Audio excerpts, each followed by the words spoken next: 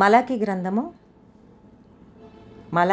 2వ అధ్యాయము 17వ వచనం ఒకసారి చూసుకుందామండి. మలాకి గ్రంథం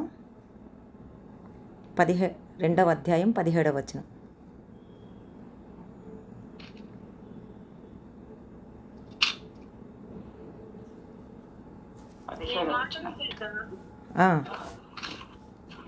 మీరు యెహోవాను ఆయాసపెట్టుచు దేని చేత ఆయనను ఆయాసపెట్టుచున్నారని మీరు అడుగుతున్నారే.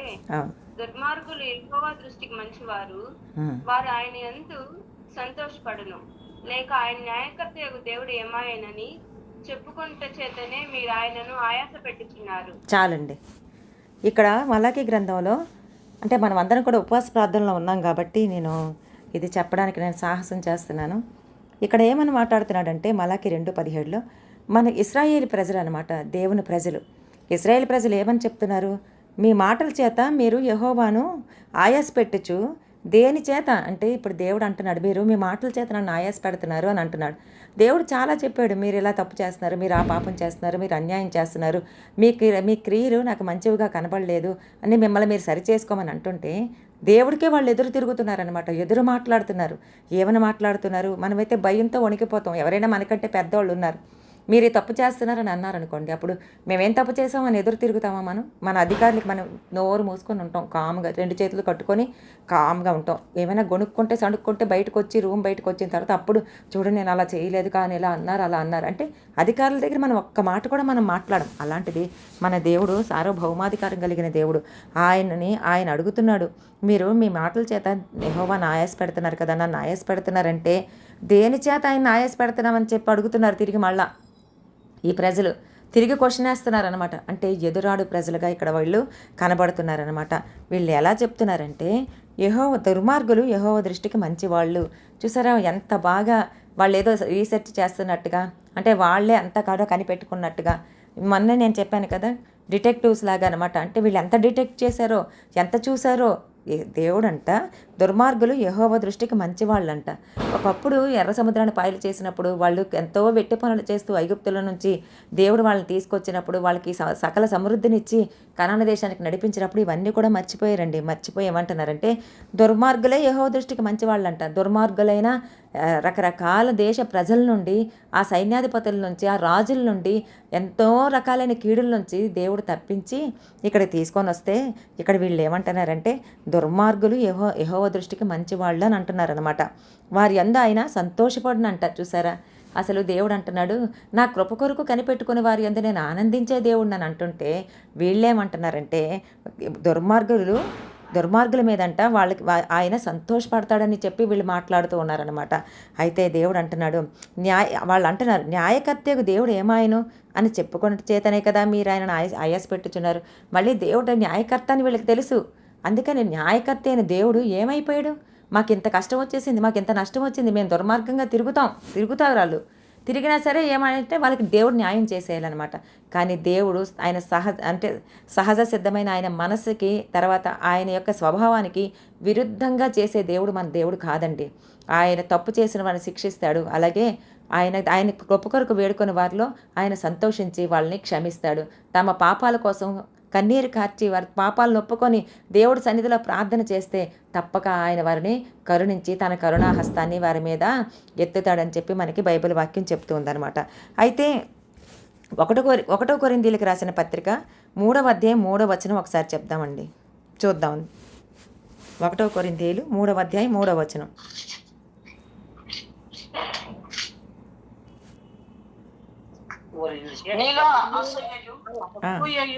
కలహమును ఉండక మీ శరీర సంబంధులై మనుషుల రీతిగా నడుచుకుని వారు కాదా?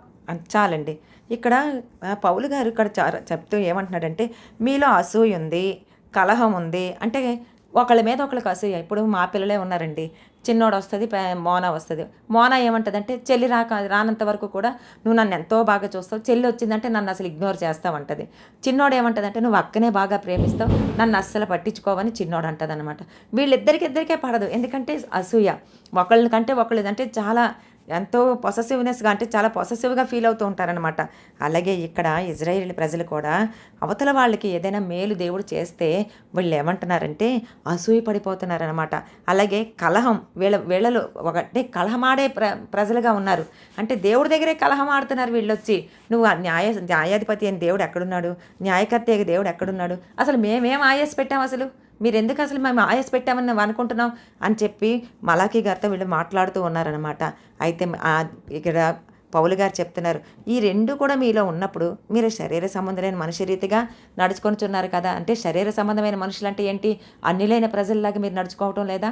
ఈ రెండు ఉన్నాయంటే మీరు దీనితో ఎన్నో రకాలైన మాట్లాడుతున్నారు, కలహాలు రేపుకుంటున్నారు, తర్వాత ఒకరికొకరు అసలు పొసగటం లేదు, సణుక్కుంటున్నారు, గొణుక్కుంటున్నారు.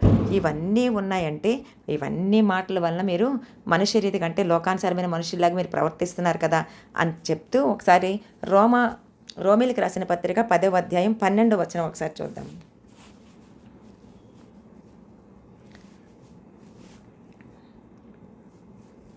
రోమా పత్రిక 10వ అధ్యాయం 12వ వచనం. గ్రీసు దేశస్తుడని భేదం లేదు, ఒక్క ప్రభువే అందరికీ ప్రభువే ఉండి తనకు ప్రార్థన చేయ వారందరి ఎడల కృప చూపుటకు ఐశ్వర్యవంతుడై ఉన్నాడు. చదవండి. ఎందుకనగా ప్రభువు నామమున బట్టి ప్రార్థన చేయవాడెవరో వాడు రక్షించబడును. అన్నయ్య గారు రక్షించబడును. చాలండి. ఇక్కడ అంటే వీళ్ళు అంటున్నారు కదా, మేము దుర్మార్గులు యెహోవా దృష్టికి మంచివాళ్ళు, వారి యందు ఆయన సంతోషపడుతున్నాడు అంటున్నారు వీళ్ళు. అయితే దేవుడు ఏమంటున్నాడో తెలుసా? రోమపత్రిక 10వ అధ్యాయం 12వ వచనం ప్రకారం అపోస్తలుడైన పౌలు గారు ఇలా చెప్తున్నాడు, యూదుడని గ్రీసు దేశస్తుడని అసలు భేదమే లేదు, దేవుడికి ఎవరైనా ఒకటే. ఎందుకు అనంటే యేసు అందరికీ ప్రభువు. అంటే మీకు నాకే కాదండి, మా ఫ్యామిలీకి మీ ఫ్యామిలీస్కే కాదండి, మన యేసయ్య దేవాలయానికి అన్నా ప్రార్థన సమాజానికే కాదండి, ప్రపంచంలో ఎక్కడెక్కడైతే మానవాళ్ళు ఉందో ఆ ప్రతి ఒక్కరికి కూడా యేసు ప్రభువై ఉన్నాడు, ఆయనే దేవుడై ఉన్నాడు. కాబట్టి యూదుడని గ్రీసు దేశస్థుడని, మంజుల అని, అన్విత అని, రాజకుమారి అని, మస్తానిబి అని ఎవరని కూడా దేవుడికి అసలు భేదం అనేదే లేదు. ఒక్క ప్రభువే అందరికీ ప్రభువై ఉండి, అంటే మన ప్రభువే, మన యేసుక్రీస్తు ప్రభువే అందరికీ యేసుక్రీస్తు ప్రభువుగా ఉండి తనకి ఎవరెవరైతే ప్రార్థన చేస్తున్నారో వారందరి ఎడల కృప చూపుటకు ఐశ్వర్యవంతుడై ఉన్నాడు. ఇప్పుడు మన దగ్గర మనం మంచి రిచ్ పర్సన్స్ అనుకోండి, ఇక ఎవరు ఏమొచ్చినా సరే ఇక దాన ధర్మాలతో మనం చేసినా సరే తరగని ఆస్తి ఉందనుకోండి, ఎంతమంది వస్తారండి? ఇక మనకి ఖాళీ ఉంటుందా? మన చెయ్యి వెన తీయకుండా ఇస్తూనే ఉంటుంది. అలాగే దేవుడు కృపచూపుట్లో ఐశ్వర్యవంతుడు, ఆయనకి ఇక సాటి ఏమీ లేదు, ఆయనకి కొదవేమీ లేదు, విస్తారంగా ఉంది, అది మనం లెక్క పెట్టలేం. అలాంటి ఐశ్వర్యంలోంచి ఆయన ప్రతి ఒక్కరి ఎడల కృప చూపుతూ ఉన్నాడనమాట. అందుకని అంటున్నాడు, ఎందుకనగా ప్రభువు నామం బట్టి ఎవరైతే ప్రార్థన చేస్తారో వారు రక్షించబడును. ఈరోజు మనం ఉపవాస ప్రార్థనలు చేస్తున్నాం, మామూలు ప్రార్థనలు ఎప్పుడూ చేస్తాం, రొటీన్గా చేసే ప్రార్థనలు ఎప్పుడూ చేస్తాం, ఆ ఉదయాన్నే లేవగానే దేవుడికి అప్పగించే ప్రార్థనలు చేస్తాం, మధ్య మధ్యలో కృతజ్ఞతా ప్రార్థనలు చేస్తాం, ఏదైనా బాధ వచ్చినప్పుడు కన్నీటితో ప్రార్థన చేస్తాం, దుఃఖంతో ప్రార్థన చేస్తాం, ఒక్కోసారి అసలు మనసు మూలుగు అంటే దుఃఖం పూడికిపోయినప్పుడు మూలుగులతో మనం ప్రార్థన చేస్తాం, ఉచ్చరింప శక్యంగాని మూలుగులతో మనం ప్రార్థన చేస్తాం, పెదాలు కదపలేని ఆలోచనలతో అంటే మన మనసుతో ప్రార్థన చేస్తూ ఉంటాం అన్నమాట. అలాగే ఎవరెవరైతే దేవుని ప్రభువు నామాన్ని బట్టి ప్రార్థన చేస్తారో వాళ్ళు రక్షించబడతారని దేవుడు చెప్తున్నాడు. ఈరోజు మనం ఉపవాసంతో ప్రార్థన చేస్తున్నాం, మరి మన ప్రార్థన దేవుడు ఆలకించడా? ఖచ్చితంగా ఇంకెక్కడా కూడా ఆ గ్యాప్ అనేది ఏమీ ఉండదండి, ఎక్కడా కూడా అడ్డంకులు ఏమి ఉండవండి. డైరెక్ట్గా మన ప్రార్థన దేవుడి సన్నిధికి వెళ్ళిపోతుందని దేవుడు ఈరోజు మనతో మాట్లాడుతున్నాడు. అయితే ఇందాక మనం చెప్పుకున్నాం కదా, మీ మాటల చేత మీరు యెహోవాను ఆయాసపెడుతున్నారు అని చెప్పి.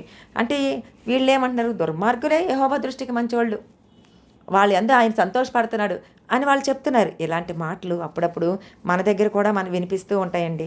మంచిగా ఉన్నంత వరకు మనం చాలా బాగుంటాం, కానీ కోపం వచ్చింది అనుకోండి మన మాట మనమే వినం. ఏమంటాం? అసలు దేవుడు ఏం చేశాడు నాకు?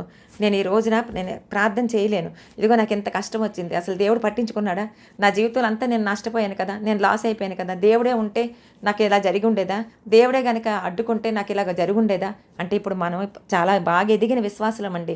ఈ హన్నా ప్రార్థనలో కానీ యేసయ్య దేవాలయంలో కానీ దేవుడు దయ దేవుడు దయ దేవుడు దయ వలన, తర్వాత పాస్టర్ గారు చెప్పే వాక్యాల వల్ల కానీ మనం చేసే ప్రార్థనలు ఇవన్నిటి వల్ల ఈ హన్నా ప్రార్థన సమాజం ద్వారా అనుదినము మనం కూడుకోవటం వల్ల అనేక రకాలైన పంచభక్ష పరమాన్నాలతో దేవుడు మనల్ని తినిపిస్తూ దేవుడు మనల్ని పైకి లేపాడు. కాబట్టి మనమైతే ఇప్పుడు ఇలాంటి మాటలను కానివ్వండి, ఒకప్పుడు నేను కూడా ఇలాంటి మాటలు అన్నాను, చాలాసార్లు అన్నాను. ఇప్పుడే కాదండి, నేను ఒక 2-3 సంవత్సరాల క్రితం కూడా నేను చచ్చిపోతాను బాబాయ్, నేను చచ్చిపోతాను, నేను ఈ పని చేయలేను, నేను బతకలేను, ఈ కష్టాలు నేను పడలేను అని చాలాసార్లు నేనే అన్నాను. అప్పుడు దేవుడి దగ్గర నేను అసలు ఒక్క మాట కూడా నేను దేవుడి దగ్గరికి వెళ్ళేదాన్ని కాదు. ఈ మాటలతో వీళ్ళని పొడుస్తున్నాను అనుకునేదాన్ని. అప్పుడు వెంటనే పాస్టర్ గారు అనేవారు, నువ్వేం చేస్తున్నావు తెలుసా, నీకు నువ్వే మరణాన్ని ఆపాదించుకుంటున్నావు. అంతే వెంటనే నెల రోజులకే ఏదో ఒక సిక్కు వచ్చి గట్టిగా సిక్కై హాస్పిటల్కి వెళ్ళి ఒక 10 రోజులు నా ఇంజెక్షన్స్తో అన్నిటితో సూదులతో పొడిపించుకొని తర్వాత బుద్ధి వచ్చినప్పుడు, తండ్రి నన్ను క్షమించి తండ్రి, నన్ను మరణానికి అప్పగించక తండ్రి, నేను నా నోటి మాటతో నేను ఆయాసపరచుకోవడానికి ఇది కారణమైంది తండ్రి అని నేను మళ్ళీ దేవుడి దగ్గర క్షమాపణ అడిగేదాన్ని అనమాట. అయితే దేవుడు అంటున్నాడు, నాకు కడుపులా అంటే మనకి ఇప్పుడు ఎలా ఉన్నాం, మనం ఉపవాసాలు చేస్తూ ఉన్నాం అనమాట. చాలామంది ఏమంటారంటే మాకు అసలు అంత అనారోగ్య పరిస్థితులు అండి, అయినా సరే మేము ఉపవాసాలు చేసి దేవుడి దగ్గర గడిపినా సరే అన్యాయంగా డబ్బులు ఇచ్చిన వాళ్ళకి ప్రమోషన్ వచ్చేసిందండి. ఇప్పుడు ప్రమోషన్లు అవి వస్తే నేను మాత్రం ఇలా వెనక్కి ఉండిపోయానండి. దేవుడి దగ్గర ఎంత ప్రార్థన చేశానండి, రాత్రి పగళ్ళు కన్నీరు కార్చి దేవుడి దగ్గర ప్రార్థన చేస్తే నాకు మాత్రం ప్రమోషన్ రాలేదండి, లేదంటే నాకు పోస్టింగ్ నాకు మంచి ప్లేస్లో ఇవ్వలేదండి. ఇప్పుడు ప్రవీణే ఉన్నాడు, ప్రవీణ్ కోసం మనం ఎంత ప్రార్థనలు చేశామో ట్రాన్స్ఫరు దగ్గరగా అవ్వాలని చెప్పి వెంకటాచలంలో రావాలని, కానీ అన్యాయస్తులే గెలిచారు చూసారా. అన్యాయస్తులు గెలిచినప్పుడు అలాగని మనం ఊరుకున్నామా. మిగతా వాళ్ళైతే అన్నీ గారు, పురుషోత్తం అన్నీ గారు చాలా బాధపడ్డారు, చాలా ఏడ్చారు, ఇందిరా గారు కూడా చాలా ఏడ్చారు, మా అల్లుడికి ఇలాగ అయిపోయింది అనేసి. అయినా అందరూ ప్రార్థన చేయండి అని చెప్పి పట్టు వదలలేదు, ఆయన పట్టు వదలలేదు, మనం ఎవ్వరం కూడా పట్టు వదలలేదు. ఇంకా పాస్టర్ గారు చాలా బలపరిచి అందరం కూడా అత్యుత్సాహంతో మనం ప్రార్థన చేసాం. ఎందుకంటే ఏదైనా సరే తిరగరాసే దేవుడు మన దేవుడు అని చెప్పి మనం నమ్మాం కాబట్టి. కానీ కొంతమంది అన్నారంటే, కొంతమంది క్రైస్తవులుగా ఉన్నవాళ్లే, బాగా ఎదిగిన వాళ్ళే ఏమన్నారంటే, ఆ పురుషోత్తం అన్నయ్య గారితోనే అన్నారు, మీరు మీ దాంట్లో అందరూ ప్రార్థనలు చేస్తారు కదా, మరి మీ అల్లుడికి ఎందుకు ఇక్కడ వెంకటాచలంలో రాలేదు పోస్టింగు, ట్రాన్స్ఫర్ అక్కడికి ఎందుకు రాలేదు అంటే, మీ ప్రార్థనలు ఫలించలేదా, మీ ప్రార్థనలు దేవుడు వినలేదా అని కొన్ని సూటిపోటు మాటలు కూడా అన్నారు. ఆ మాట నాకు ఒకసారి చివుక్కం అనిపించింది అనమాట. నువ్వు ఒక ప్రార్థనాపరురాలువై ఉండి కూడా నువ్వు ఆ మాట ఎలా మాట్లాడుతున్నావు అసలు. మనమైతే చాలామంది ఏంటంటే, నాకు ఈ ప్రమోషన్ ఇవ్వలేదు, నాకు ఈ పోస్టింగ్ రాలేదు అని చెప్పి దేవుని ఆలయానికి రావడం మానేస్తారండి, దేవుడి మీద అలుగుతారండి, దేవుడి దగ్గర డిప్రెషన్లోకి వెళ్ళిపోతారండి. ఇంకా ప్రార్థన అనే జోలికే రారు, అలా మంచం మీద పడుకుంటారు, లేదా ఏదో టీవీ చూస్తారు, ఏదో తింటారు, బయటికి వెళ్తారు, వస్తారు, ఎవరితోనో మాట్లాడతారు, ఇంకా ఫోన్ తీసుకొని గంటలు ఇలా జరిగింది అలా జరిగింది అని చెప్పి ఏవేవో మాట్లాడుతూ ఉంటారనమాట. అయితే దేవుడు నాకు అన్యాయం చేశాడు, దేవుడు నా మొర ఆలకించలేదు, దేవుడు నా బిడ్డలను కూడా దేవుడు చూడలేదు, నా చంటి బిడ్డలు నా 2 పిల్లలు కూడా చూడలేదు అని చెప్పి కొంతమంది అంటూ ఉంటారు. కానీ పురుషోత్తం అన్నయ్య గారి అల్లుడి విషయంలో ఏం జరిగిందో మన అందరికీ తెలుసు. ఎందుకంటే మనమైతే అలా సణిగే వాళ్ళం కాదు. దేవునికే మహిమ కలుగును గాక, దేవుడు అంత గొప్పగా మనల్ని హెచ్చించాడు కాబట్టి మనం నిజంగా ఎంత బ్లెస్డ్ అనేది నాకు ఈ వాక్యం చదువుతుంటే నాకు అర్థమైందండి. అయితే ఇంకో మాట కూడా నేను చెప్తాను ఏంటంటే, మా కింద వాచ్మెన్ భార్య ఉంది. ఆమె ఎప్పుడు కూడా నా దగ్గర అంటది, తన కూతురు చనిపోయిందనమాట, సూసైడ్ చేసుకొని చనిపోయింది. ఆ చిన్న బిడ్డలిద్దరిని, ఆడపిల్లలిద్దరిని చిన్నప్పటి నుంచి కూడా తను సాక్కుంటూ వచ్చినప్పుడు నా దగ్గర ఎప్పుడు గిన్నెలు తోముతున్నంతసేపు చెప్పేది, అమ్మ దేవుడు నాకు అన్యాయం చేశాడమ్మా, నా కూతురిని తీసుకుపోయాడమ్మా, అలాగే నా 2 బిడ్డలను అనాథలుగా చేసి వదిలేశాడమ్మా, వాళ్ళ నాన్న ఎక్కడో ఉన్నాడమ్మా, వాళ్ళ నాన్నకి కాళ్ళు చేపడిపోయింది, వాళ్ళ నాన్న ఎక్కడున్నాడో మాకు తెలియదు అంటుండేది. అయితే గత కొన్ని రోజుల నుంచి అనమాట, ఒక 2-3 నెలల నుంచి వాళ్ళ నాన్నని ట్రేస్ అవుట్ చేశారు. ఈ పిల్లలిద్దరిని వాళ్ళ నాన్న దగ్గరికి తీసుకెళ్లారండి. ఈ పిల్లలిద్దరికీ కూడా అతను డబ్బులు ఇచ్చాడు, అంటే వాళ్ళ పేరు మీద కొంత అమౌంట్ ఇచ్చాడు, అలాగే ఆస్తి కూడా వీళ్ళ పేరు మీద రాయడం జరుగుతుంది అనమాట. ఇప్పుడు అంటుంది, ఈ రోజు వచ్చి అంటుంది, ఇంతకు ముందంతా దేవుడు లేడమ్మా, నా జీవితంలో మాత్రం దేవుడు లేడమ్మా, నాకు అన్యాయమే చేశాడమ్మా, ఆ ఉన్న భగవంతుడు కూడా నాకు అన్యాయం చేశాడు అంటూ ఉండేదన్నమాట. అన్నప్పుడు ఈ రోజు అంటుంది, అమ్మ దేవుడు నన్ను మర్చిపోలేదమ్మా, ఆ భగవంతుడు నాకు అన్యాయం చేయలేదమ్మా. చూసారా, అప్పటికే మాట ఇలాగా, అంటే మన నాలుక ఎటు తిరిగితే అటు మనం మాట్లాడేస్తూ ఉంటాం అనమాట. అయితే దేవుడు అంటున్నాడు, మీలో మన దగ్గర అవతల వాళ్ళకి ఏదో జరిగింది, ఇప్పుడు అవతల వాళ్ళకి ప్రమోషన్ వచ్చిందండి, మనకి రాలేదు. అవతల వాళ్ళకి పోస్టింగ్ వచ్చిందండి, మనకి రాలేదు. అలాగని దేవుడు అంటున్నాడు, నువ్వు మత్సరపడకూడదు, నువ్వు కలహపడకూడదు, నువ్వు అసూయ పడకూడదు, దేవునికి నువ్వు దూరంగా వెళ్ళిపోకూడదు. అంటే దేవుడు ఏదైతే నీకు ఇచ్చాడో అదే నీ జీవితం, ఆ దాని గుండానే నడిపిస్తాడు. దానికంటే ఇప్పుడు వాళ్ళకి ఇచ్చారు చూసారా పోస్టింగ్, దానికంటే శ్రేష్టమైన జీవితం నీకు ఇస్తాడు. కాబట్టి దేవుడు అంటున్నాడు, నువ్వు కాసేపు ఇక్కడ ఆగమని దేవుడు మనతో మాట్లాడుతున్నాడు అనమాట. అయితే మనం ఏం చేస్తామంటే పాపంలో ఉన్న వారి కోసం ఆయన, అంటే ఒకప్పుడు మనం కూడా పాపంలో ఉన్నవాళ్ళమేనండి. మనం ఇప్పుడు ఆయన కృపలో మనం రక్షించబడ్డాం. అయితే చాలామంది ఏం చేస్తారంటే పాపంను చూసి మత్సరపడుతూ ఉంటారు. చూడండి వాళ్ళు ఎలా చేశారు, వాళ్ళేనండి అభివృద్ధి పొందుతారు.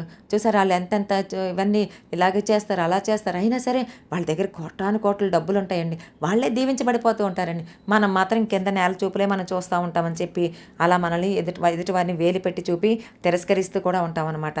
అయితే దేవుడు అంటున్నాడు, ఒకప్పుడు ఈ ఇశ్రాయేలీలు ఇలా పాపాలు చేసినప్పుడు, అంటే వాళ్ళు దుర్మార్గపు పనులు చేసినప్పుడు, దేవుడిని విడిచిపెట్టి అన్య దేవతలను పూజించినప్పుడు, రకరకాల కామవికారమైన పనులు వారు చేస్తూ ఉన్నప్పుడు, వాళ్ళు విగ్రహారాధన వైపు తిరిగిపోయినప్పుడు, దేవుని విడిచిపెట్టినప్పుడు, పొద్దునే కదా పాస్టర్ గారు చెప్పారు, సాష్టాంగ పడకూడదు, ఏ విగ్రహానికి కూడా నమస్కరించకూడదు, సాష్టాంగ పడకూడదు. వీళ్ళు వెళ్ళి ఏకంగా బలిపీఠాలు కట్టి దూపాలు అది వేసేస్తూ ఉంటే ఆ ఇశ్రాయేల్ చేసిన పాపాలకి దేవుడు వాళ్ళని అన్య దేశపు రాజులకి అప్పజెప్పేసేవాడండి. వాళ్ళు చెరలోనికి వెళ్ళిపోతూ ఉండేవారు అనమాట. వాళ్ళు చెరలోకి వెళ్ళిపోయేవారు. వారి భార్య, పిల్లలు, ఆస్తి అంతా కొల్లసొమ్ము పట్టుకొని వాళ్ళని చెరలోకి తీసుకెళ్ళిపోతూ ఉండేవారు. అయితే వాళ్ళు అన్యాయం చేశారండి, దుర్మార్గపు పనులు చేశారు. కాబట్టి దేవుడు వాళ్ళందరినీ కూడా చెరలోనికి తీసుకెళ్ళిపోయారు. మరి అందులో పాపం చేయని దానియేలు ఉన్నాడండి. షడ్రకు, మేషకు, అబేద్నెగో, నెహెమ్యా, ఎజ్రా, జెరుబ్బాబెలు, ఇలా అంటే జెరుబ్బాబెలు యాజకుడు కదా, తర్వాత జకర్యా, హగ్గై లాంటి ప్రవక్తలు, వీళ్ళందరూ ఉన్నారండి. వీళ్ళందరూ పాపం చేయలేదే, మరి వీళ్ళందరూ కూడా చెరలోకి వెళ్ళిపోయారా లేదా? అయినా సరే వారు చెరలోకి వెళ్ళిపోయాం కదా, కాబట్టి మాకు దేవుడు మమ్మల్ని మర్చిపోయాడు. అసలు మేమేం తప్పు చేసాం, మేము దేవుడికి ఏం అన్యాయం చేసాం, మేము దేవుడి దగ్గర ప్రార్థన చేస్తున్నామే, దేవుడి యొక్క ధర్మశాస్త్రాన్ని తప్పకుండా మేము తూచా పాటిస్తున్నామే అని దేవుడి దగ్గర ఎప్పుడు కూడా ఆయాసపడలేదండి. దేవుడు అనలేదే, దానియేలు నన్ను ఆయాస పెట్టాడని అనలేదే, నువ్వు నాకు బహుప్రియుడు అన్నాడు దానియేలుతో. ఎందుకనంటే చెరలోకి వెళ్ళిపోయిన తరువాత సహితం వాళ్ళు ప్రార్థన విడిచిపెట్టలేదండి. తమ దేవుణ్ణి వాళ్ళు సేవించడం మానలేదు. షడ్రక్, మేషక్, అబేద్నెగోలు సింహబోన్లో అగ్నిగుండంలో వేయబడతారని తెలిసినా సరే, నా దేవుడే పూజార్హుడు, మా దేవుడే రక్షించడానికి సమర్థుడు, ఇంకెవ్వరు కూడా ఈ ప్రపంచంలో, ఈ భూ ప్రపంచం మీద ఏ ఒక్కడు కూడా మమ్మల్ని రక్షించలేడు, మా దేవుడు మాత్రమే రక్షించగలడు అన్నాడు. దేవుడు దిగొచ్చాడండి వాళ్ళ మధ్యలోకి.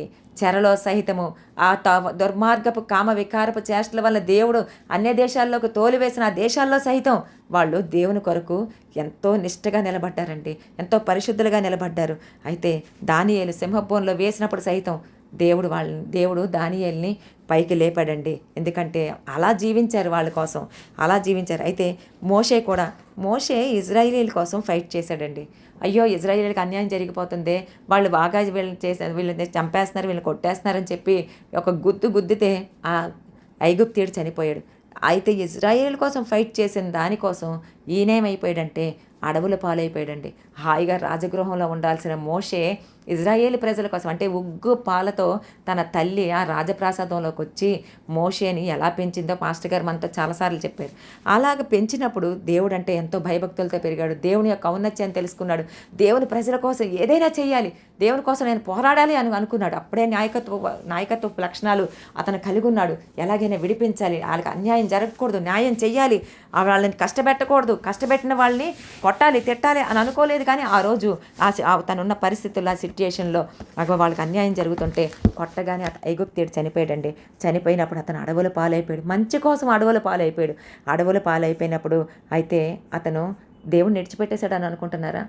అక్కడ బైబిల్లో మనకి ఏమని రాయబడుతుందంటే, మోషే ఆ పర్వతాల దగ్గర తిరుగుతున్నప్పుడు నోటి మాంద్యం వచ్చేసింది. ఎందుకంటే ట్రర్ అని చెప్పి ఆ గొర్రెలతోనే మాట్లాడుకుంటున్నాడు. పరదేశంలో ఉన్నాడు, ఇత్తరో దగ్గర ఉన్నాడు, తన మామ దగ్గర ఉన్నాడు, తన భార్యని అక్కడ పెళ్లి చేసుకొని అక్కడ పశువులన్నిటిని కూడా కాపలా కాసుకుంటున్నాడు అనమాట. కానీ మోషేకి తెలుసండి, ఎందుకంటే దేవుడు పర్వతాల మీద నివసిస్తాడని, మోషేకి తెలుసండి దేవుడు పర్వతాల మీద తన ప్రజలతో మాట్లాడేవాడని చెప్పి, ఎందుకంటే ఆయన పర్వతాల మీద నివసించే దేవుడని, ఉన్నత స్థలాల్లో నివసించే దేవుడని మోషేకి తెలుసండి. మోషే ఎప్పుడు కూడా తన తల్లి ఉగ్గుపాలతో పెంచిన ఆ మాటలు, చెప్పిన మాటలు ఎప్పుడు కూడా విడిచిపోలేదు. తను నెమరు వేసుకుంటూనే ఉన్నాడు. ఆ పర్వతాల్లో తిరుగుతున్నప్పుడు, ఆ కొండల మధ్యలో తిరుగుతున్నప్పుడు, ఆ పచ్చిక బయల్లో తిరుగుతున్నప్పుడు, ఆ ఎండలో తిరుగుతున్నప్పుడు, ఆ వానలో తిరుగుతున్నప్పుడు దేవుణ్ణి తలంచుకుంటూ ఉండేవాడని పరిశుద్ధాత్మ దేవుడు నాతో ఇందాక మాట్లాడుతూ ఉన్నాడండి. మోషే నన్ను విడిచిపెట్టలేదు, మోషే నా జ్ఞాపకాన్ని విడిచిపెట్టలేదు, నన్ను జ్ఞాపకం చేసుకుంటూనే ఉన్నాడు. మోషే ఎప్పుడు కూడా నా మదిలోనే ఉన్నాడని దేవుడు చెప్తున్నాడు. ఎందుకంటే మోషే తెల్ల వేళలా ఎప్పుడు కూడా దేవుని యొక్క నామస్మరణలోనే ఉండేవాడు, దేవుని జ్ఞాపకాల్లోనే ఉండేవాడని చెప్పి పరిశుద్ధాత్మ దేవుడు నాకు చెప్పడం జరిగింది. అందుకనే దేవుడు ఆ సేన అక్కడ ఆ మండుచున్న పొదలో నుంచి దేవుడు మోషేతో మాట్లాడినట్టుగా మనం చూడగలుగుతున్నామండి. మోషేని ఎంచుకున్నట్టుగా దేవుడు మనం చూడగలుగుతున్నాం. మోషే అన్నాడు, తండ్రి నేను నోటి మాంద్యం కలిగిన వాడిని అంటే, లే నువ్వు నోటి మాంద్యం కలిగిన వాడివైనా పర్వాలేదు, పదా నీకు నోరుగా నేను నీ అన్నని ఇస్తాను, అహరోన్ని ఇస్తాను. అక్కడే వెంటనే ఒక ప్రామిస్ చేస్తున్నాడు, నువ్వు వెళ్ళు, నీ అన్న నీకు ఎదురొస్తాడు, నీ అన్నని నేను ఇచ్చేస్తున్నాను అంటే నీ కుటుంబంతో నేను కడుతున్నాను. నువ్వు 40 సంవత్సరాలు కాదు, చిన్నప్పటి నుంచి కూడా రాజప్రాసాదంలో ఉంటూ కూడా నీ ప్రజలను రక్షించాలని తహతహలాడావే, నీ ప్రజల్ని విడిపించాలని నువ్వు చాలా కోరుకున్నావే. నువ్వు ఎల్లవేళలా రాత్రి పగలు కూడా నీ ప్రజల కొరకు ఏదో ఒకటి చేసి వాళ్ళని విడిపించాలి, ఈ చెరలో నుంచి తీసుకెళ్ళాలని చెప్పి నువ్వు కోరుకున్నావే. ఆ ప్రజల దగ్గరికి నేను నడిపిస్తాను. ఇదిగో ఫరో నీకు ఎదురు రాడు, అక్కడ సైనికులు నీకు ఎదురు రారు, నీ అన్న నీకు ఎదురు వస్తాడు, నీ అన్న నీకు నోటిగా నేను ఉంచుతున్నాను, వెళ్ళు, నా వాక్కుగా అహరోన్ నీతో పాటు ఉండి మాట్లాడతాడని చెప్పి అభయం ఇచ్చాడండి మోషేకి. ఎంత గొప్ప దేవుడు, ఎంత గొప్ప దేవుడు. అలాగే మనల్ని కూడా దేవుడు అంటున్నాడు. దేవుడు మన జీవితంలో అన్యాయం చేయడండి ఏది కూడా. మోషే అక్కడ 40 సంవత్సరాలు, ఈ అడవుల్లో 40 సంవత్సరాలు ఉన్నా సరే దేవుడు విడిచిపెట్టలేదు. మోషే కూడా దేవుడిని విడిచిపెట్టలేదు. ప్రపంచం అంతా కూడా తిరగబడిపోయినట్టు అనిపించవచ్చు మోషేకి. తను అక్కడుంటే, ఆ రాజప్రసాదంలో ఉంటే అప్పుడప్పుడు తన ప్రజలందరూ కనిపిస్తూ ఉండేవారేమో, కానీ కనిపించని ప్రదేశానికి, దాక్కునే పరిస్థితికి, తప్పించుకునే పరిస్థితికి, తిరుగులాడే పరిస్థితికి వచ్చిన మోషే అక్కడ కూడా దేవుని మీద సనగలేదండి. అందుకే కదండి మోషే ఇల్లంతట్లో నమ్మకమైన వాడిగా ఎంచబడ్డాడు. మోషే సాత్వికుడిగా ఎంచబడ్డాడు. ఎంత సాత్వికంగా ఉన్నాడో చూసారా, ఎంత తగ్గించుకున్నాడో మోషే. ఇశ్రాయేలీలు తిరగబడినట్టు మలాకీ గ్రంథం 2వ అధ్యాయంలో 17వ వచనంలో తిరగబడినట్టు, దేవుణ్ణి ఆయాసపరచినట్టు మోషే దేవుణ్ణి ఆయాసపరచలేదండి, దేవుడి మీద తిరగబడలేదండి.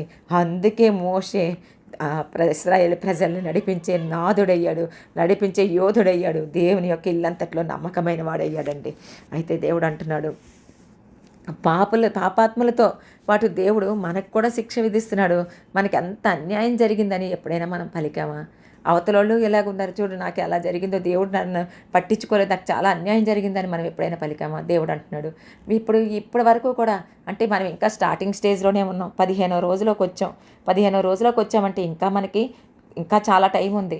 ఈ లోపలే మీరు చాలా కార్యాలు జరగాలని మీరు ప్రార్థన చేస్తున్నారు కదా. ఖచ్చితంగా మీ జీవితంలో నేను కార్యాలు చేస్తాను.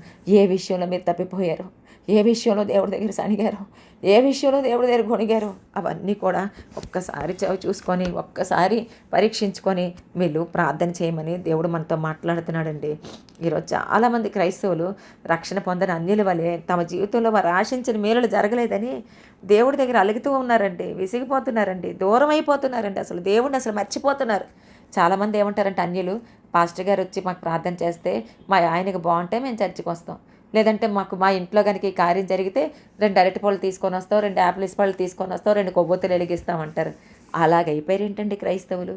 ఆ షడ్రక మేషక అబేద్నెగోలు మన ముందు ఎందుకు పెట్టాడు దేవుడు? రక్షించకపోయినా ఆయన పూజారుడు, ఆయన రక్షించడానికి సమర్థుడు అని మనకి ఈనాటి క్రైస్తవ లోకం ఏది కూడా చెప్పట్లేదండి. 10th క్లాస్ ఫెయిల్ అయిపోతే ఊరేసుకుంటున్నారు, ఇంటర్మీడియట్ ఫెయిల్ అయిపోతే సూసైడ్ చేసుకుంటున్నారు, రకరకాలు వాళ్ళు చూసారే, క్రైస్తవులు అనబడే బిడ్డలు కూడా రకరకాల పరిస్థితుల్లో వాళ్ళు వెళ్ళిపోతూ ఉన్నారండి.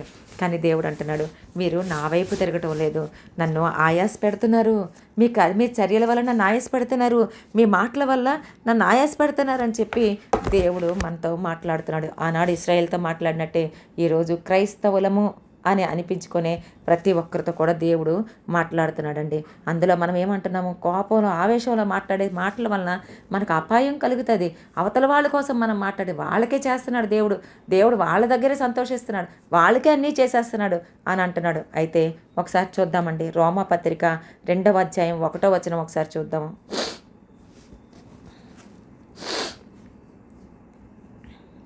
రోమాపత్రిక 2వ అధ్యాయం 1వ వచనం. కాబట్టి తీర్పు తీర్చు మనుషుడా, నీవెవడవైనను సరే నిరుత్తరుడవై ఉన్నావు. దేని విషయములో ఎదుటి వారికి తీర్పు తీర్చుచున్నావు, దాని విషయములో నీవే నేరస్తుడవని తీర్పు తీర్చుకొనుచున్నావు. ఏలయనగా తీర్పు తీర్చు నీవును అట్టి కార్యములనే చేయుచున్నావు కావా. 3వ వచనం కూడా చదవండి. అట్టి కార్యములు చేయు వారికి తీర్పు తీర్చు, వాటిని చేయుచున్న మనుషుడా, నీవు దేవుని తీర్పు తప్పించుకొందువని అనుకొందువా. చూడండి, ఇక్కడ రోమీలకు రాసిన పత్రిక 2వ అధ్యాయం 1వ వచనంలో ఏమంటున్నాడంటే, తీర్పు తీర్చేస్తున్నాం మనం. ఇక్కడ మలాకీ గ్రంథంలో కూడా ఇజ్రాయేలీలు ఏమంటున్నారంటే, దేవుడు వాళ్ళ దగ్గర సంతోషపడుతున్నారు. ఈ న్యాయకర్త ఏమైపోయాడు, దుర్మార్గులు యెహోవా దృష్టికి మంచివాళ్ళు, ఎంత బాగా జడ్జిమెంట్ ఇస్తున్నారు చూసారా. దుర్మార్గులంట యెహోవా దృష్టికి మంచివాళ్ళంట. దేవుడు ఆయన స్వభావానికి విరుద్ధంగా ఏమైనా చేస్తాడండి? దుర్మార్గులు కట్టిన కాడిమాన మోకులు విప్పడమే ఆయన పని అయితే, దుర్మార్గులు యెహోవా దృష్టికి మంచివాళ్ళు అని అంటున్నాడు. దుష్టులు వాళ్ళు గాలికి పొట్టులాగా అయిపోతారని దేవుడు అంటుంటే, ఇక్కడ వీళ్ళేమో దుర్మార్గులు యెహోవా దృష్టికి మంచివాళ్ళు అంటున్నారు. వీళ్ళు తీర్పు తీర్చేస్తున్నారు. ఏకంగా మనం కూడా చాలామంది జీవితాల్లో, పాస్టర్ గారు నాకు చాలాసార్లు చెప్తారు, ఎదుటోళ్ళ కోసం మాట్లాడొద్దు అంటారు. నువ్వు తీర్పు తీర్చేస్తున్నావు, నువ్వు మాట్లాడొద్దు, తప్పు, నువ్వు ఒకసారి జడ్జిమెంట్ అసలు నువ్వు ఇవ్వకూడదు, నువ్వు అలా మాట్లాడకూడదు, ఎదుటి వాళ్ళ కోసం మీకు ఎందుకు అని చెప్పి చాలాసార్లు నన్ను హెచ్చరిస్తూ ఉంటారనమాట. ఈరోజు ఇక్కడ వీళ్ళు మనుషులకే కాదండి, అవతల వాళ్ళకి, దుర్మార్గులకి తీర్పు తీరుస్తున్నారు, ఇక్కడ దేవుడికి కూడా తీర్పు తీరుస్తున్నాడు. ఏమని తీర్పు తీర్చుతున్నారంటే, నువ్వు దుర్మార్గులకే నువ్వు చాలా ఇష్టపడుతున్నావు, నీ దృష్టికి వాళ్ళే మంచోళ్ళు అని చెప్పి తీర్పు తీర్చుతూ ఉన్నారనమాట. అయితే ఇక్కడ దేవుడు అడుగుతున్నాడు, అట్టి కార్యములు చేయవారికంటే తీర్పు తీర్చుతున్నావు, నీవు కూడా అలాంటి కార్యాలే కదా చేస్తున్నావు. ఈరోజు మన జీవితంలో మనం ఎదుటి వాళ్ళకి మనం ఏం తీర్పు తీర్చుతున్నాం? మనం అనుకుంటాం, అబ్బా తీర్పు అంటే ఏదో అనుకుంటాం, ఏదో లోతు గవని దగ్గర కూర్చొని తీర్పు తీర్చుతున్నట్టుగా అలాంటి ఫీలింగ్ ఇస్తాం. లేదంటే కోర్టు దగ్గరికి వెళ్ళి జడ్జి గారు జడ్జిమెంట్ ఇస్తున్నట్టుగా ఫీల్ అవుతాం. కాదు, ఎదుటి వారిని నువ్వు ఒక్క మాట అన్నా సరే, వాళ్ళ జీవితంలో ఇప్పుడు వాళ్ళు ఏదో మాట అనలేదు, కానీ వాళ్ళు అలా అన్నారు అని ఒక్క మాట నువ్వు చెప్పినా సరే, అవతల వాళ్ళకి నువ్వు తీర్పు తీర్చుతున్నావని అర్థం చేసుకోమని దేవుడు మాట్లాడుతున్నాడు. వాళ్ళ జీవితంలో జరగని కార్యాన్ని నువ్వు జరిగింది అని చెప్పావంటే, వాళ్ళ జీవితంలో నువ్వు తీర్పు తీర్చుతున్నావని దేవుడు చెప్తూ ఉన్నాడు అనమాట. అంటే అబద్ధ సాక్ష్యం నువ్వు పలుకుతున్నావు, అబద్ధంగా నువ్వు తీర్పు తీర్చుతున్నావు, అలాగే అబద్ధమైన కార్యాలు నువ్వు చేస్తూ ఉన్నావని దేవుడు మనతో మాట్లాడుతున్నాడు. అయితే దేవుడు అంటున్నాడు, ఏదో విషయంలో ఏదో ఒక రకంగా మనందరూ కూడా మనుషులమే, ఏదో ఒక విషయంలో మనం కూడా తప్పిపోతూ ఉంటాము. అందుకే దేవుడు అంటున్నాడు, యాలియనిగా తీర్పు తీర్చు, నీవును అట్టి కార్యములే నువ్వు చేస్తున్నావు కదా, అలాంటి కార్యాలే కదా నువ్వు చేస్తున్నావు. అలాంటి కార్యాలను చేస్తూ కూడా నువ్వు ఎదుటి వాళ్ళకి తీర్పు తీర్చుతున్నావే. అందుకని అంటాడు, నీ కంట్లో ఉన్న దూలాన్ని నువ్వు తీసుకొని ఆ తర్వాత ఎదుటివాని కంట్లో ఉన్న నలుసుని నువ్వు తీయాలి అని చెప్పి దేవుడు మాట్లాడుతున్నాడు. అయినా సరే మనం అసలు ఆ మాట అసలు కనీసం పట్టించుకోమన్నమాట. అయితే దేవుడు అన్నాడు, నీవు దేవుని తీర్పు తప్పించుకుందువా. ఇక్కడ మనం ఏమేమి చేస్తున్నామంటే, ఎదుటివానికి మనం తీర్పు తీర్చుతున్నాం, కానీ మన మాటల చేత, మన కార్యాల చేత, మన ప్రవర్తన చేత ఎదుటివానికి మనం తీర్పు తీర్చుతూ ఉంటే, దేవుడు అంటున్నాడు, నీవు దేవుని తీర్పు తప్పించుకుందాం. అంటే దేవుడు అంటున్నాడు, నేను నీకు తీర్పు తీర్చేస్తాను అంటున్నాడు. అవతల వాళ్ళు బాగానే ఉంటారు, నీ చుట్టుపక్కల ఉన్న వాళ్ళందరూ బాగానే ఉంటారు, నువ్వు మాట్లాడిన వాళ్ళందరూ బాగానే ఉంటారు, కానీ ఎవరికైతే మనం తీర్పు తీర్చుతున్నామే, మనల్ని మాత్రం దేవుడు చూసుకుంటాడంట.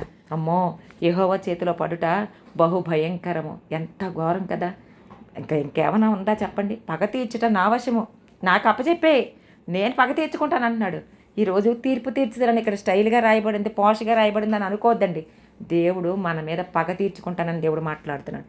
తీర్పు అంటే నీకు ఒక జడ్జిమెంట్ ఇస్తాడు. అది నువ్వు కటిక చీకట్లోకి వెళ్ళిపోవచ్చు, పాతాళానికి వెళ్ళిపోవచ్చు, ఉరి తీయబడచ్చు, ఖడ్గం చేత చంపబడచ్చు, అపవాది చేతికి నిన్ను అప్పచెప్పేయచ్చు. దేవుడు ఏదైనా చేస్తాడు. కాబట్టి మనం చాలా జాగ్రత్తగా ఉండాలి. ఎదుటివానికి తీర్పు తీర్చకూడదు. అలాగే దేవుడికి కూడా నువ్వు ఇలా చేసావు, అన్యాయం చేసావు, నువ్వు అలా అన్యాయం చేసావని దేవుడికి అస్సలు తీర్పు తీర్చకూడదండి. ఎప్పుడైనా మనం ఏమైనా అలాంటి మాటలు అన్నామేమో దయతో క్షమించమని దేవుడు మనం అడగాలండి. అందుకే కదా మలాకీ ప్రవక్త ద్వారా మాట్లాడిన తర్వాత దేవుడు వాళ్ళ చర్యలను బట్టి 400 సంవత్సరాలు చీకటి కాలంగా చేసేసాడండి. అదంతా కూడా చీకటి యుగంలా అయిపోయిందనమాట.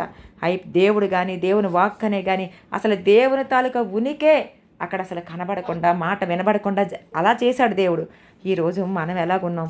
దేవుడు అంటున్నాడు, మా ఆత్మీయ తల్లి అండి, మా ఆత్మీయ తల్లి చిన్నప్పుడు మాకు ఆవిడ 45 రోజులు ఎప్పుడు కూడా ఉపవాసం పెట్టుకునేవారనమాట. ఎప్పుడు ఎక్కువగా ఉపవాసాలతో గడుపుతూ ఉండేది.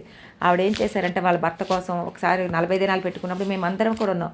40వ రోజు ఇంకా లాస్ట్ రోజు ఆవిడ ఏమనుకున్నారంటే ఆ 40వ రోజు ఖచ్చితంగా అలా ఆయన మారిపోతాడు అని రోజు ఎదురు చూసేది. ఈ 40 రోజుల ఉపవాసంలో మారిపోతాడని, మారు మనసు రక్షణ పొందుతాడని. ఎందుకంటే అతను సవాలుకి చనిపోయిన సమాధుల దగ్గరికి వెళ్ళి పూజలు అవి చేస్తారనమాట. వాళ్ళు చనిపోయిన వారికి వాళ్ళు పూజలు అవి చేస్తారు. అయితే ఇంకా 40 రోజుల ఉపవాసం అయిపోయిందండి. ఆ రాత్రి కూడా అతను రక్షించబడలేదు. మరుసటి రోజు మేము అందరం వెళ్తే ఆవిడ ఇంకా ఎలా కూర్చున్నారంటే జుత్తులవి విరబోసుకొని ఒక డిప్రెషన్ స్టేట్లోకి వెళ్ళిపోయిందనమాట. నేను అసలు రండి పద్మకండి ప్రార్థన చేద్దామంటే నేను ప్రార్థన చేయను, నన్ను వదిలేయండి, కొన్ని రోజులు నా దగ్గరికి ఎవరు రావద్దు, కొన్ని రోజులు నన్ను అసలు ముట్టుకోవద్దని చెప్పి ఎంత డీప్గా వెళ్ళిపోయిందంటే తర్వాత చాలా చాలా చాలా ఆవిడ కోసం ప్రార్థన చేయాల్సి వచ్చింది. అలాంటి మూర్ఖపు మాటలు మన నోటికి రాకూడదని దేవుడు చెప్తున్నాడు. ఎందుకంటే మనందరం కూడా అజ్ఞానపు కాలాన్ని దేవుడు చూసి చూడనట్టుగా ఊరుకున్నాడు. కానీ ఈరోజు మనం అందరం కూడా జ్ఞానం కలిగిన యుగంలో ఉన్నాం. జ్ఞానాత్మ కలిగిన దేవుడు మనతో ఉన్నాడు. పరిశుద్ధాత్మ దేవుడు మనకి జ్ఞానాన్ని దయచేసి మనం నడవలసిన త్రోవకుండా మనం నడిపిస్తూ ఉన్నప్పుడు మనం ఇలాంటి అజ్ఞానపు మాటలు మనం పలికితే దేవుడు ఊరుకోను అని చెప్తున్నాడు. తీర్పు తీర్చుతాను, పగ తీర్చుకుంటానని చెప్పి దేవుడు మనతోనే మాట్లాడుతున్నాడండి. ఒకసారి చూద్దామా? యాకోబు పత్రిక 3వ అధ్యాయం 5వ వచనం. యాకోబు పత్రిక 3వ అధ్యాయం 5వ వచనం.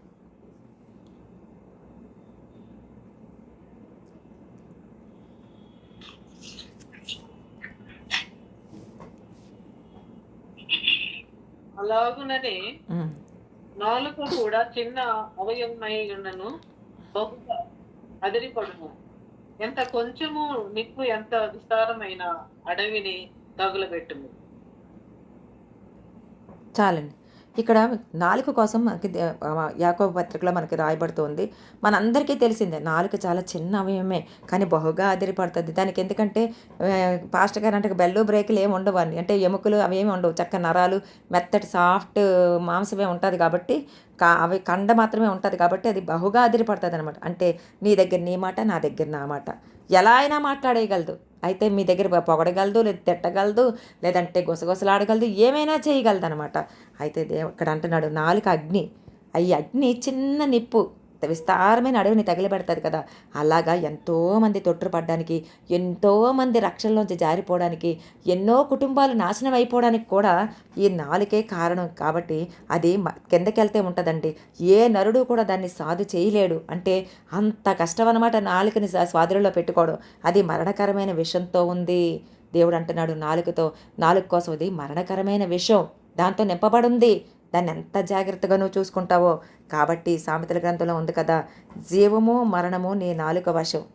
అంటే జీవ మరణాలు నీ నాలుక మీద నేను పెట్టాను, నువ్వేది మాట్లాడతావు. ఈ మరణకరమైన విషం ఉందే, ఈ మరణకరమైన విషయం కనుక నువ్వు మరణకరమైన మాటలు మాట్లాడావనుకో, ముందు ఆ విషం నిన్ను చంపేస్తుంది. తర్వాతే ఎదుటోళ్ళు ఏం చేయదు, ముందు ఆ విషయం నిన్ను చంపేస్తుంది. ఎందుకంటే నీ నాలుక మీదే విషం ఉంది. నువ్వు అవతలాల కోసం నువ్వు మాట్లాడే లోపల ఈ విషయం లోపలికి వెళ్ళి నిన్ను చంపేస్తుంది అనమాట. కాబట్టి అదే జీవం ఉచ్చరించావనుకోండి, ఎదుటి వాళ్ళ కోసం నువ్వు జీవంతో నువ్వు మాట్లాడుతుంటే ఆ జీవం నీ ఒంట్లోకి వెళ్ళి నీ నరాల్లోకి వెళ్ళి నిన్ను బ్రతికింపజేస్తుంది. చూసారా ఎంత గొప్ప వాక్యము. అందుకనే నాలుక మీద విషం ఉంది కాబట్టి మనం జీవంతో మాట్లాడదామా, మరణకరమైన మాటలు మాట్లాడదామా?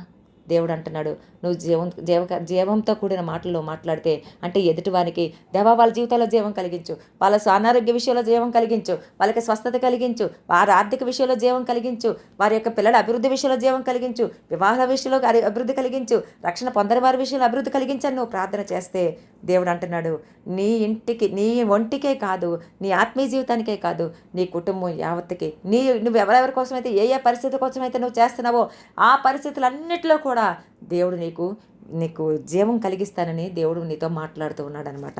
ఇంకోటి ఏంటంటే యాకోబు పత్రిక 4వ అధ్యాయం 11వ వచనం ఒకసారి చూద్దామండి. యాకోబు పత్రిక సహోదరులారా, ఆ, ఒకనికి విరోధముగా ఉమ్, ఒకడు మాటలాడకుడు. ఉమ్, తన సహోదరునికి విరోధముగా మాటలాడి ఉమ్, తన సహోదరునికి తీర్పు తీర్చువాడు ధర్మశాస్త్రమునకు వ్యతిరేకముగా మాటలాడి ధర్మశాస్త్రమునకు తీర్చుచున్నాడు. చాలండి. నీవు ధర్మశాస్త్రమునకు తీర్పు తీర్చిన ఎడల ఉమ్, ధర్మశాస్త్రమును నెరవేర్చువాడవు కావు. న్యాయము విధించు వాడవైతివి. అవును, చాలండి. ఇక్కడ ఎలా అంటే అంటే ధర్మశాస్త్రానికి ఎప్పుడు ఒక్కరి మీద ఒకరికి విరోధంగా మాట్లాడొద్దని చెప్తున్నాడు దేవుడు. కొన్నిసార్లు మనం మాట్లాడేస్తూ ఉంటాం. అప్పుడప్పుడు మనం కొంచెం ఏదో చెప్పుకున్నట్టుగా కష్టం అనిపించేసి మనం గబుక్కున మాట్లాడేసుకుంటాం అనమాట. దేవుడు అంటున్నాడు, ఒకరికి విరోధంగా ఒకళ్ళు మాట్లాడుకోవద్దు. ఎంత కష్టమైనా నా దగ్గరికి రండి, నా దగ్గర చెప్పండి, నేను చూసుకుంటాను. ఆ వ్యాజ్యాన్ని నా మీద వేయండి, నేను తప్పకుండా ఆ వ్యాజ్యాన్ని నేను సరిదిద్దుతాను, నేను చక్క చేస్తాను. మీరు మాత్రం ఇలాగా విరోధంగా మాట్లాడుకోవద్దు. అలా మాట్లాడడం వల్ల మీరు ఏం చేస్తున్నారు?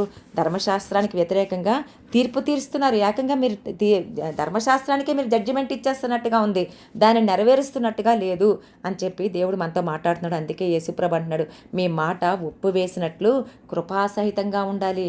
ఎంత అంటే చాలా మన సంభాషణ రుచికరంగా ఉండాలని చెప్పి దేవుడు మనతో మాట్లాడుతున్నాడు అనమాట. అలాగే యాకోబు పత్రిక 5వ అధ్యాయం 9వ వచనం ఒకసారి చూసుకుందామండి. సహోదరులారా, మీరు తీర్పు పొందకుండు నిమిత్తము ఒకని మీద నొకడు కలగకుడి.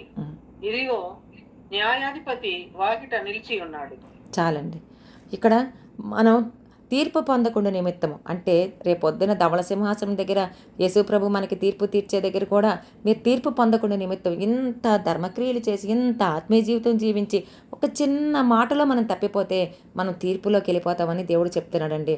ఆ తీర్పు పొందకుండా నిమిత్తం ఒకరి మీద ఒకడు సనగకుడి అని చెప్తున్నాడు. ప్రభా, అక్కడికి వెళ్ళి చిన్నదే కదా ప్రభా, ఏదో కొంచెం అణుచుకోలేక కొంచెం తట్టుకోలేక చిన్న గుసగుస అన్నాను అంతే ప్రభా అంటే, నేను ఆల్రెడీ బైబిల్లో రాయించాను కదమ్మా, నీకు భూమి మీద ఈ విషయాలు అనేక మంది సేవకులతో నేను చెప్పించాను కదా అని దేవుడు మనతోనే మాట్లాడతాడండి. ఒకరి మీద ఒకడు సనగకుడి, ఇదిగో న్యాయాధిపతి వాకిట నిలిచి ఉన్నాడు. అమ్మో, దేవుడు ఎక్కడో లేడండి, అక్కడ ధవళ సింహాసనం మీద అప్పుడెప్పుడో తీర్పు తీర్చేదని అనుకుంటున్నారా? దేవుడు అంటున్నాడు, మీరు ఒకరి మీద ఒకడు సడుగుతూ ఉన్నారు కదా, మీ వాకిటే దేవుడు నించొని ఉన్నాడు. ఏ క్షణంలోనైనా మీ జీవితాలు బద్దలైపోతాయని దేవుడు మనతో మాట్లాడుతున్నాడు. వాకిటే నించున్నాడు న్యాయాధిపతి, న్యాయాన్ని తీర్చే దేవుడు మీ వాకిటే. అందుకే మీరు సడగొద్దు. మనం ఏమనుకుంటామంటే గోడలకు చెవులు ఉంటాయి, జాగ్రత్త. నేను కూడా చాలాసార్లు అనుకున్నానండి, ఏంటంటే నాకు మాట ఇష్టం, నేను అప్పుడప్పుడు దేవదూతల కోసం చెప్పాను. ఆకాశ పక్షులు అంటే మీరు లోపల మీరు రూమ్లో మాట్లాడుకున్నవి, మీరు తలుపులు వేసుకొని మాట్లాడుకున్నవి ఆకాశ పక్షులు కొంచిపోతాయి. కాబట్టి మీరు మాట్లాడడం అంటే మీ రూమ్లో ఏం మాట్లాడుకున్నారు దానికోసం జాగ్రత్త అని అంటే, నేను అనుకున్నాను దేవదూతలు వింటూ ఉంటాయి కదా, దేవుడికి వెళ్ళి చెప్పేస్తాయి అని అనుకునేదాన్ని అనమాట. కానీ ఈరోజు ఈ వాక్యం చదువుతున్నప్పుడు దేవుడు నాకు తెలియజేసింది ఏంటంటే, మీరు ఒకరి మీద ఒకరిని సడుగుతుంటే అప్పుడు ఏకంగా డైరెక్ట్గా న్యాయాధిపతి దిగొస్తాడు. మనం అనుకుంటాం మా ఆయన వింటున్నాడేమో తలుపు దగ్గర నుంచి, మా ఆవిడ వింటుందేమో, మా పిల్లలు వింటున్నారేమో అని సీక్రెట్గా గుసగుసలాడుతూ ఉంటాం అనమాట. కాదండి, భర్త కాదు, భార్య కాదు, పిల్లలు కాదు, ఎవరూ కాదు, దేవుడే డైరెక్ట్గా న్యాయాధిపతిగా వచ్చేస్తాడంట. అందుకనే చాలా జాగ్రత్తగా మన మాటలు చాలా జాగ్రత్తగా ఉండాలని చెప్పి దేవుడు మనతో మాట్లాడుతున్నాడు అనమాట. అయితే యేసుప్రభుకు కూడా తీర్పు తీర్చేశారండి. పరిసయ్యులు, శాస్త్రులు, సద్దుకయ్యులు, ధర్మశాస్త్రోపదేశకులు, యాజకులు, ప్రధాన యాజకులు ఎంత సణిగారో, ఎన్ని తిట్టారో, బయల్జబూలు అన్నారు, నిన్ను నువ్వే రక్షించుకోమన్నారు, దేవునికి తర్వాత వ్యతిరేకంగా మాట్లాడుతున్నారు అన్నారు, దేవదోషం చేస్తున్నారన్నారు, ఎన్ని రకాలుగా మాట్లాడారో చెప్పలేను. ఇంకా తిరుగుబాటుదారుడిగా చూశారండి. యేసుప్రభును కూడా వాళ్ళు తీర్పు తీర్చడం జరిగింది. కాబట్టి యేసుప్రభు ఎంత బాధపడ్డాడో, అంటే ఆయన ఎంత గాయపరచబడ్డాడో వీళ్ళందరి మాటల వల్ల. అందుకనే ఆయన అనుభవించకుండా ఏది కూడా మనతో మాట్లాడలేదండి. నేను అనుభవించాను. వారు మాట్లాడుతున్న మాటలు నన్ను గాయం చేసాయి, వాళ్ళు మాట్లాడుతున్న మాటలు నన్ను ఎంతో కలతపరిచాయి, నన్ను ఆయాస పెట్టాయి అని చెప్పి దేవుడు మాట్లాడుతున్నాడు. నన్ను ఆయాస పెట్టే వాళ్ళు ఆయాస పెట్టారు కాబట్టి మీరెవరిని ఆయాస పెట్టద్దు. మీరు నా కుమారులు కదా, మీరు నా కుమార్తెలు కదా, నా వెలగల రక్తం ఇచ్చి, నా విలువగల రక్తం ఇచ్చి మిమ్మల్ని కొనుక్కున్నాను కదా, మీరు నా స్వాస్థ్యం కదా, మీరు నాకు ప్రశస్తమైన వారు కదా, మీరు నాజీరు చేయబడిన వారు కదా, మీరు సేవకులు కదా, మీరు సాక్ష్యం ఇచ్చేవారు కదా, మీరు పరిచర్య చేయవారు కదా, మీరు బోధించేవారు కదా, ప్రకటించేవారు కదా, మీరు సువార్థికులు కదా. కాబట్టి మీరు మాత్రం ఇదిగో వీళ్ళందరూ కూడా నన్ను ఈ మాటల చేత గాయపెరిచారు కాబట్టి మీరు మాత్రం ఇలాంటి వీళ్ళలాగా తీర్పులోనికి రావద్దు. వీళ్ళలాగా మీరు గాయపరిచినట్టు మీరు నన్ను గాయపరచొద్దు. మీరేమనుకుంటారంటే మనుషులను గాయపరుస్తున్నామని మీరు అనుకుంటున్నారు. కాదు, వారికి మీకు మధ్యలో నేను ఉంటున్నాను, మీరు నన్ను గాయపరుస్తున్నారు, నా గాయాలను ఇంకా మీరు రేపుతున్నారని చెప్పి దేవుడు మనతో మాట్లాడుతున్నాడు. ఇంకొకసారి చదువుదామండి. యాకోబు పత్రిక 5వ అధ్యాయం 16వ వచనం. యాకోబు పత్రిక 5. ఒకరికొకడు ఉండి మీరు స్వస్థత పొందు ఒకని కొరకు ఒకడు ప్రార్థన చేయుడి. చాలండి. చాలండి. ఇక్కడ మన పాపాలు ఒకరికొకడు ఒప్పుకొనుడి అని అంటున్నారు. అంటే చాలామంది ఒకరి కోసం ఒకరు ఒప్పుకుంటే మళ్ళీ చీప్ అయిపోతామేమో అని భయం ఒకటి. మళ్ళీ మనం దేవుడి దగ్గర, ఈ తండ్రి అని దేవుడి దగ్గర మనం ఒప్పుకున్న దేవుడు ఏం చేస్తున్నాడంటే మన పాపాలన్నీ కూడా క్షమిస్తాడు. అయితే దేవుడు అంటున్నాడు మీరు స్వస్థత పొందినట్లు. ఇక్కడ కుష్ఠరోగిని ఆ రోజు యేసుప్రభు కొండ మీద నుంచి దిగినప్పుడు మత్తయి సువార్త 8వ అధ్యాయంలో దిగినప్పుడు అప్పుడు ఏమంటాడంటే నీకు ఆయనకి స్వస్థత కావాలంటే నువ్వు స్వస్థత పొందగోరుచున్నావు అంటే అవునని అంటాడు. స్వస్థత కావాలంటాడు. అప్పుడు నువ్వు శుద్ధుడవు కమ్మని అంటాడు అనమాట. అంటే అక్కడ మొన్న పాస్టర్ గారు చెప్పారు స్వస్థత అంటే శుద్ధం అంటే పరిశుద్ధత అని అనమాట. అంటే శుద్ధుడిగా ఉండాలి అంటే మనం శుద్ధులుగా ఉండాలంటే లేకపోతే మనం పరిశుద్ధంగా ఉండాలంటే ఒకరికొకడు ప్రార్థన చేయడం దేవుడు చెప్తూ ఉన్నాడు అనమాట. అంటే మన హృదయాంతరంగం అంతా కూడా పరిశుద్ధపరచబడుతుంది. మన హృదయంలో ఉండే రోగం అంతా కూడా మరణం అంతా కూడా స్వస్థపరచబడుతుంది మనం ఒకరికొకరు ప్రార్థన చేయడం ద్వారా. కాబట్టి మనం అందరి కోసం మనం ప్రార్థన చేస్తున్నాం. ఇంకా సార్వత్రిక సంఘాల్లో ఉండే రక్షించబడిన ప్రతి ఒక్కరి కోసం కూడా దేవుడు ప్రార్థన చేయాలని, రకరకాల పరిస్థితుల్లో ఉండేవారి కోసం కూడా ప్రార్థన చేయాలని దేవుడు కోరుతున్నాడు. ఒకసారి చూద్దామండి. యాకోబు పత్రిక 5వ అధ్యాయం 20వ వచనం.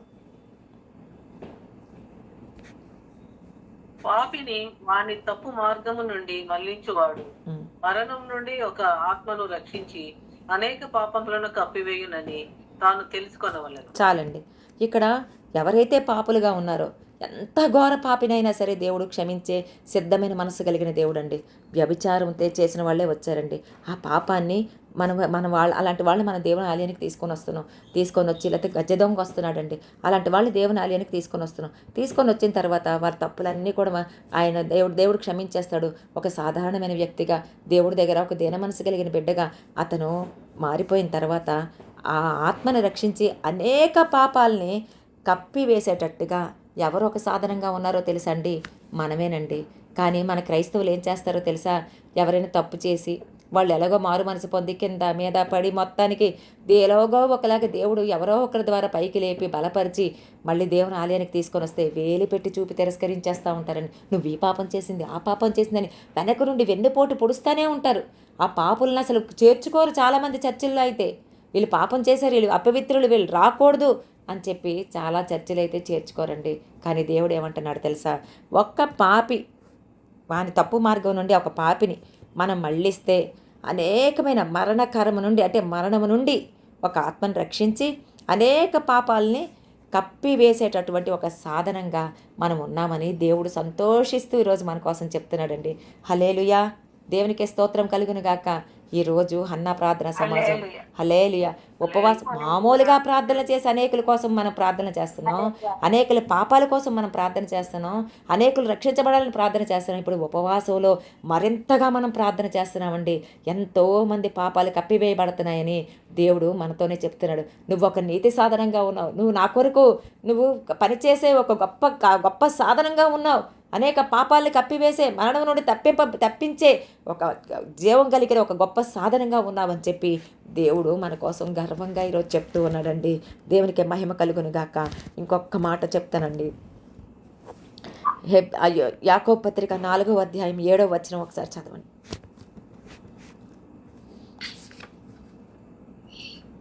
కాబట్టి దేవునికి లోబడి ఉంటుంది, అపవాదిని ఎదిరించుడి, అప్పుడు వాడు మీ వద్ద నుండి పారిపోవును.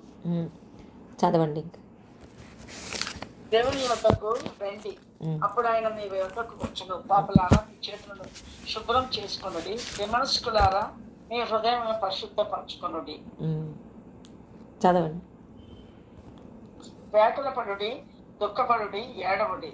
మీ నవ్వు దుఃఖమునకును మీ ఆనందం చింతకును మార్చుకొనుడి. ప్రభు దృష్టికి మిమ్మల్ని మీరు తగ్గించుకొనుడి, అప్పుడు ఆయన మిమ్మల్ని హెచ్చించును. చాలండి. ఇక్కడ దేవుడు ఏమంటున్నాడంటే, కాబట్టి దేవునికి లోబడి ఉండడు. మనం ఎవరికి లోబడి ఉండాలంటే దేవుడి దగ్గర లోబడి ఉండాలి. దేవుని మన మాటల చేత ఆయాస పెట్టకూడదు. ఎంత మనకి దేవుడు క్లోజ్ అయినా, ఎంత మనకి దేవుడు బెస్ట్ ఫ్రెండ్ అయినా, ఎంత దేవుడు మనకి ప్రాణం పెట్టినా, ప్రధాన కాపరైనా, గొప్ప కాపరైనా, మన మన తండ్రి అయినా సరే, మనకి ఎంతో వాత్సల్య పూర్ణుడైనా సరే, దేవుడు అంటున్నాడు మీరు దేవుడికి లోబడి ఉండడి, అపవాదిని ఎదిరించడి. ఇప్పుడు మనం పాపం చేయడానికి కారణమవుతున్న అపవాది వచ్చి పొద్దున్నే పాస్టర్ గారు చెప్పారు, మన చర్చిలోకి రాగానే అక్కడ ఉంటాడు, ఆ తర్వాత మా అక్కడ గేట్ దగ్గర కూర్చుంటాడు, బయటికి రాగానే మళ్ళీ కార్తీక దీపం సీరియల్ చూసేటట్టుగా చేస్తాడు. అమ్మో మనం తప్పు చేసాను, అయ్యో ఇదేంటి అని చెప్పి అలా రిపీటెడ్గా జరుగుతూ ఉంటుంది. కాబట్టి అపవాదిని ఏదైతే మనం రిపీటెడ్గా చేస్తున్నామో, ఏదైతే చిటుక్కుమని క్షణంలో తప్పిపోయేటట్టుగా చేస్తున్నాడు, ఆ అపవాదిని ఎదిరించండి. అప్పుడు వాడు మీ వద్ద నుండి పారిపోతాడు. నేను అసలు ఇక చేయను, దేవుడి దగ్గర నేను తీర్మానం చేసుకుంటున్నాను అని చెప్పి మనం కనుక ఎదిరిస్తే, మనం కనుక ఒక తీర్మానం తీసుకుంటే, దేవుడు అంటున్నాడు అతను వెళ్ళిపోతాడు, అపవాది మీ వద్ద నుండి పారిపోతాడు. అప్పుడు దేవుడు అంటున్నాడు దేవుని వద్దకు రండి, అప్పుడు ఆయన మీ వద్దకు వస్తాడు. చాలామంది చర్చికి రారండి, దేవుడు ఎక్కడైనా ఉన్నాడు కదా అంటారు. అక్కడ కూడా దేవుడి దగ్గరికి రారాళ్ళు. ఎక్కడ ఆ టీవీ దగ్గర ఉంటారు, లేదంటే ఆ మొబైల్స్లో చూసుకుంటూ ఉంటారు, లేదంటే ఎవరితోనో ఫోనుల్లో మాట్లాడుతూ ఉంటారు. దేవుడు అంటున్నాడు నువ్వు ఎక్కడున్నా సరే నువ్వు దేవుడి దగ్గరికి రా. ఏమి ఇప్పుడు ఇక్కడ ఈ గ్రూప్లో ఉన్న వాళ్ళందరికీ కూడా వాళ్ళ ఇళ్లలో దేవుడు లేడా? వాళ్ళ ఇళ్లలో దేవుడు ఉండడా? ఎందుకు వచ్చారు ఈ గ్రూప్లోనికి? దేవుడి దగ్గరికి. అంటే ఇక్కడ అందరం కూడా మనం కూడుకున్నాం కాబట్టి దేవుడు అంటున్నాడు నేను మీ మధ్యలో ఉన్నాను, దేవుడి దగ్గరికి రండి, అప్పుడు ఆయన మీ వద్దకు వస్తాడు. మన చేతులను అంటున్నాడు, మన చేతులను శుభ్రం చేసుకోమంటున్నాడు. అంటే మనస్కులారా, అంటే రెండు తలంపుల మధ్య తడబడుతున్న వారులారా మీ హృదయాన్ని పరిశుద్ధపరచుకోండి అని చెప్పి దేవుడు అంటున్నాడు. ప్రభు దృష్టికి మిమ్మల్ని మీరు తగ్గించుకొనుడి, అప్పుడు ఆయన మిమ్మల్ని హెచ్చించను. మీరు ఏ విషయాల్లో తగ్గింపు, తండ్రి నేను వాళ్ళందరికంటే నేను తగ్గింపు. ఇశ్రాయేలీలు అన్నారు కదా, అసలు మీరు న్యాయాధిపతి అని దేవుడు ఏం చేస్తున్నాడు? మాకు ఏం అన్యాయం ఎందుకు జరిగింది? మాకు అసలు మమ్మల్ని పట్టించుకోవట్లేదేంటి?